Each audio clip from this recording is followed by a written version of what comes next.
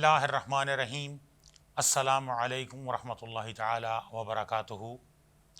شعبہ علوم اسلامیہ institute of southern Punjab Multan کے پروگرام ادراکیات کے ساتھ میں ہوں آپ کا میزبان سید افتخار علی گیلانی۔ ناظرین، جیسا کہ آپ کو معلوم ہے کہ آج 21 مئی ہے اور 21 مئی عالمی یوم ثقافت کے طور پر جانا جاتا ہے۔ ثقافت کیا ہے؟ ہمارے ٹریڈیشن، ہمارے کسٹم، ہماری روایات، ہمارا رہن سہن، ہمارا لباس، ہماری خوراک، ہمارے گھر، ہماری سواریاں۔ اور آج ہم اس موضوع پر بات کریں گے کہ اس میں ہم بطور مسلمان اسلامیات کی جب ہم بات کرتے ہیں تو اس میں اللہ تبارک و تعالیٰ کہ قرآن مجید فرقان حمید میں اور آپ نبی کریم صلی اللہ علیہ وآلہ وسلم کے جو ارشادات پاک ہیں ان کی روشنی میں ثقافت کیا ہے، اسلامی ثقافت کیا ہے، اور اس میں جو اچھی ثقافت ہے اس کو ہم کیسے پروموٹ کر سکتے ہیں، اس اہم موضوع پر گفتگو کرنے کے لیے ہمارے اسٹوڈیوز میں موجود ہیں ممتاز مذہبی اسکالر، ماہر تعلیم، محترم جناب پروفیسر ڈاکٹر مفتی سعید الرحمان آوان صاحب۔ آپ صدر شعبہ علوم اسلامیہ institute of southern Punjab Multan ہیں۔ السلام علیکم۔ وعلیکم السلام ورحمۃ اللہ۔ ڈاکٹر صاحب، سب سے پہلے تو میں آپ کا بےحد ممنون ہوں کہ ایک اہم موضوع پر گفتگو کرنے کے لیے آپ اسٹوڈیو سے تشریف لائے۔ ڈاکٹر صاحب، عالمی یوم ثقافت ہے، یہ ثقافت کیا ہے اور اسلامی ثقافت کے حوالے سے ہمارے ناظرین کو کوئی معلومات فراہم کریں؟ جی، بسم اللہ الرحمن الرحیم۔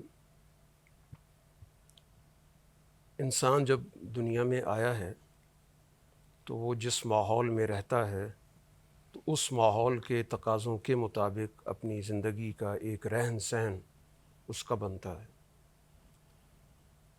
اس ماحول میں رہ کر وہ مختلف زبانیں اختیار کرتا ہے، اپنی ایک پہچان پیدا کرتا ہے، کچھ اس کی روایات بنتی ہیں، کچھ رہن سہن کے طریقے متعین کرتا ہے۔ تو انہی چیزوں کو ہم عام طور پر اس عنوان کے ساتھ بیان کرتے ہیں۔ جہاں تک اسلامی تعلیمات کا تعلق ہے تو اسلام کا جو زیادہ فوکس ہے، زیادہ اس کی توجہ ہے، وہ انسان کے جو داخلی احساسات ہیں ان کو درست کرنے پہ، اور اس کے نتیجے میں پھر ظاہر پر جو اثر پڑے گا۔ اب جب ہم اسلام کی بات کرتے ہیں، ثقافت کی بات کرتے ہیں، تو ظاہر ہے کہ ایک بڑا بنیادی جو ہماری قدر ہے، جس سے ہماری بنیادی شناخت پیدا ہوتی ہے، وہ توحید الہی ہے، یعنی اللہ کی ذات صفات میں وحدت کا جو تصور ہے، جس کے ذریعے ایک انسان اپنے رب سے جڑتا ہے، تو وہ جو اس کے اندر فیلنگز آتی ہیں، اس سے ایک تعلق پیدا ہوتا ہے، اور اس تعلق میں کسی کی کسی درجے میں کوئی شراکت نہیں ہوتی، تو اس دنیا کے اندر وہ اللہ کی اس تخلیق کا مظہر ہے، اور اس دنیا میں گویا کہ اللہ تعالیٰ کی جو صفات ہیں ان کی وہ نمائندگی کرتا ہے، جس کی بنیاد پر انسان کو خلیفہ کہا گیا۔ تو خلیفہ کا مطلب یہی ہے کہ وہ نمائندگی کرنے والا۔ جی۔ تو سب سے پہلی چیز تو یہ کہ اب یہ توحید کی جو سوچ ہے، اس کا نظریہ ہے، اس کا عقیدہ جب اس کے اندر رچ بس جائے گا جی۔ تو پھر اس کے ظاہر پر بھی اثرات پڑیں گے، اور اس کے نتیجے میں آپ کا پورا ایک عبادت کا نظام وجود میں آتا ہے۔ تو اب یہ عبادت کے جو مظاہر ہیں، یہ مظاہر گویا کہ ہماری اس ثقافت کی ترجمانی کرتے ہیں۔ اس کے نتیجے میں جیسے ہم نماز کے نظام کی بات کرتے ہیں تو اس نماز کے نظام کے لیے مسجد کا ایک تصور سامنے آتا ہے، مسجد وجود میں آتی ہے، تو ہماری ثقافت کا ایک بڑا بنیادی تعارف ہے۔ جس طرف ہم رخ کر کے نماز پڑھ رہے ہیں تو بیت اللہ ہے، ہماری ثقافت کا ظاہر ہے کہ بہت بڑا ہماری پہچان ہے۔ تو یہ وہ بنیادی چیزیں جو انسان کے اندر بنیادی طور پر موجود ہوتی ہیں، پھر ان کا ہم اظہار مختلف طریقوں سے کرتے ہیں۔ یا اسی طرح رمضان کا مہینہ آتا ہے تو وہ ہماری ثقافت کا اس میں اظہار ہوتا ہے، سحر ہے، افطار ہے، اور تراویح کا عمل ہے، اور یہ ساری جو مصروفیات ہیں، اس سے پہچان ہوتی ہے کہ یہ ایک اسلامی ثقافت، اس کے ذریعے اس کی شناخت پیدا ہوتی ہے۔ حج بہت بڑا مظہر ہے بالکل ہماری اس ثقافت کا، کہ جس کے ذریعے تمام انسانوں کو ایک جگہ پر جمع کر کے اور ایک جیسے لباس میں ان کو ملبوس کر کے اور ایک جیسے کلمات ان کی زبان سے ادا کرا کے تو ایک عالمگیر ثقافت کا مظاہرہ ہوتا ہے۔ تو سب سے پہلی بنیادی چیز تو گویا کہ پہچان کے طور پہ توحید الہی ہے۔ اب اس کا نتیجہ کیا نکلتا ہے، جس کے نتیجے میں ہم ثقافت کی جو دوسری بڑی قدر ہمارے سامنے آتی ہے، وہ انسانیت کی وحدت ہے۔ کہ جتنی بھی انسان ہیں دنیا میں، ان کی رنگتیں مختلف ہوں گی، ان کی زبانیں مختلف ہوں گی، ان کے لباس میں بھی کچھ نہ کچھ فرق ہوگا، لیکن ان کے بطور رہن سہن میں بھی فرق رہن ہوگا۔ سہن میں بھی فرق ہوگا، لیکن ایک بنیادی بات مشترک ہے کہ وہ سب انسان ہیں اور ایک آدم کی اولاد ہے۔ بالکل اسی کو قرآن حکیم نے کہا نا کہ ہم نے تمہیں ایک مرد ایک عورت سے پیدا کیا، وَجَعَلْنَاكُمْ شُعُوبًا وَقَبَائِلَ، یعنی بہت ساری قومیں ہیں، بہت ساری برادریاں ہیں، بہت سارے قبیلے ہیں۔ تو یہ لفظ بتاتا ہے گویا کہ ہر قبیلے کی شناخت تسلیم کی گئی، ہر قوم کی جو بھی شناخت ہے ظاہری طور پر وہ تسلیم شدہ ہے، لیکن اس کو ایک بڑے دائرے کا حصہ بن کے رہنا ہے۔ ایسی شناخت جس کے نتیجے میں دوسری قوم کے ساتھ نفرت پیدا ہو، اس کی نفی کر دی گئی، کہ کسی کو اس بات کا حق نہیں دیا گیا کہ وہ اپنی جو بھی اس کی محدود ثقافت ہے وہ کسی پر مسلط کر دے، بلکہ قرآن حکیم نے تو اللہ کی نشانیوں میں سے ذکر کیا ہے کہ وَمِنْ آیَاتِهِ اخْتِلَافُ أَلْسِنَتِكُمْ وَأَلْوَانِكُمْ، اللہ کی نشانیوں میں سے یہ بھی ایک نشانی ہے کہ زبانیں مختلف ہیں سبحان اللہ۔ اور رنگتیں مختلف ہیں۔ بالکل تو اس کا مطلب یہ ہوا کہ اسلام کا منشا ان چیزوں کو باقی رکھنے کا ہے۔ وحدت لسانی اس کا تصور نہیں ہے کہ سب لوگ ایک زبان بولیں گے تو پھر جا کے دائرہ اسلام میں شمار ہوں گے، ورنہ نہیں ہوں گے۔ وہ اپنی زبان بولیں، اپنی ثقافت اختیار کریں، جو اپنا لباس ہے اس میں پہنیں۔ اس لباس میں صرف اتنا تقاضا کیا گیا کہ جو حیا کا پہلو ہے اس کو مد نظر رکھیں۔ اس کے بعد جیسے بھی آپ اس لباس کو پہننا چاہتے ہیں، جس طریقے سے پہننا چاہتے ہیں، جس خوبصورتی کے ساتھ اس کو پہننا چاہتے ہیں، آپ کو پوری اجازت دی گئی ہے۔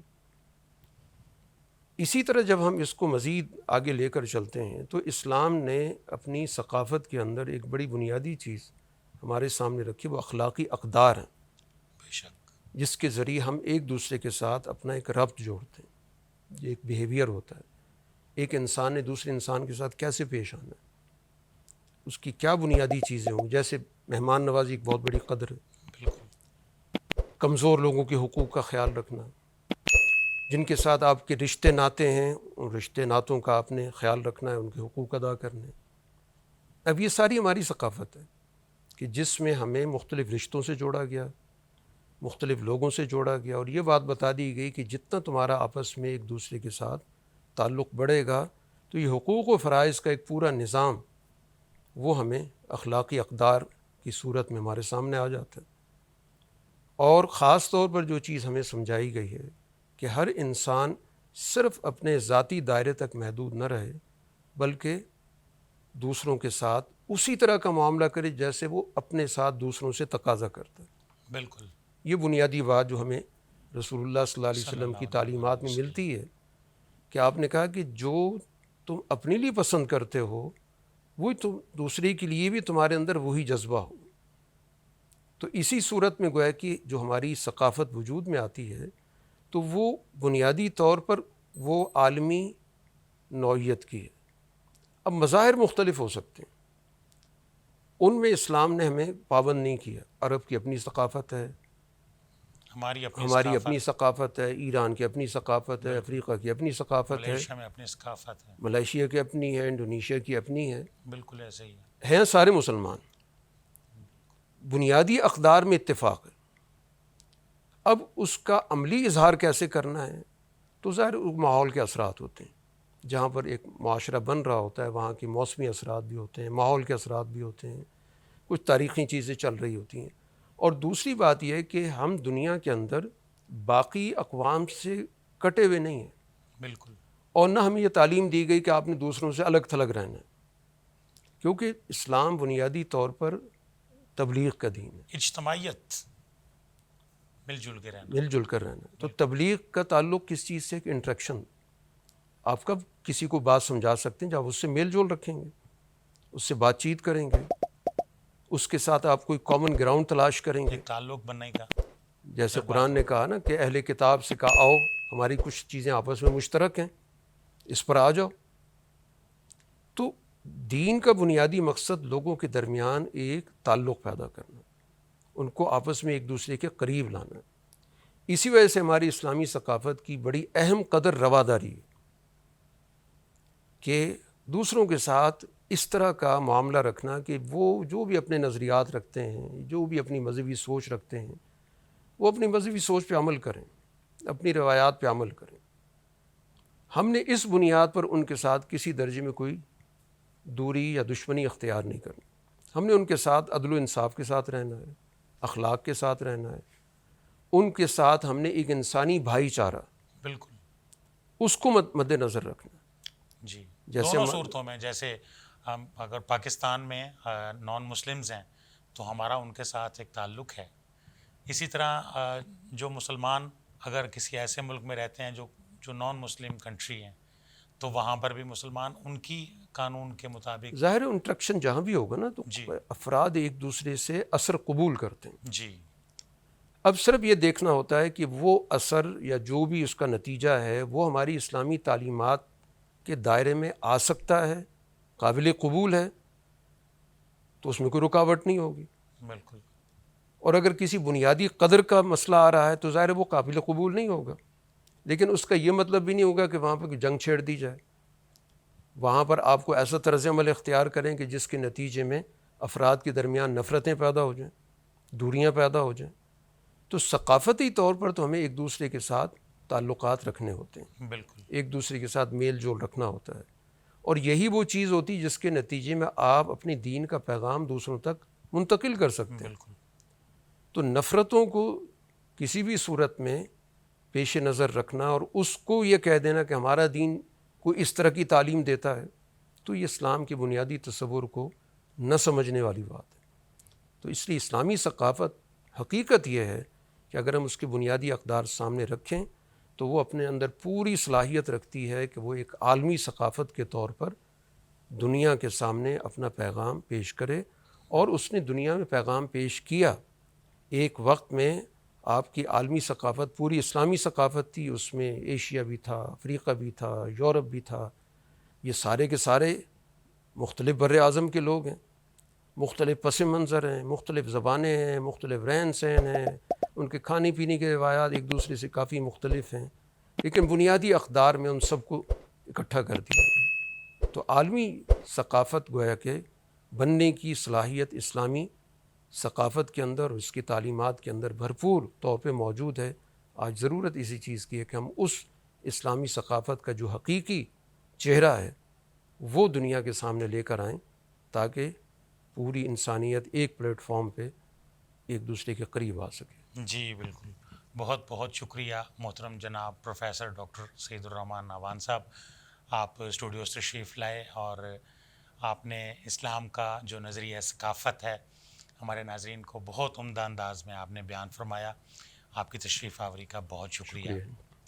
ناظرین کرام، جیسا کہ محترم جناب پروفیسر ڈاکٹر مفتی سعید الرحمان نعوان صاحب نے اسلام کا جو ثقافت کا نظریہ ہے وہ آپ کی خدمت میں پیش کیا. اب اس میں جیسے کہ پروگرام کے شروع میں بات ہوئی تھی لباس ہے. اب مفتی صاحب نے جیسے فرمایا کہ شریعت نے آپ کو پابند نہیں کیا کہ آپ نے کون سا لباس، مرد کے لیے کہا کہ ریشم نہیں پہننا، باقی اوپن ہے. اور جو شریعت نے ایک دائرہ دیا ہے اس دائرے کے اندر رہتے ہوئے آپ اپنا لباس پہنیں گے. تو اب جس علاقے کے لوگ ہیں وہاں کی اپنی ٹریڈیشن ہے، اپنی روایات ہیں.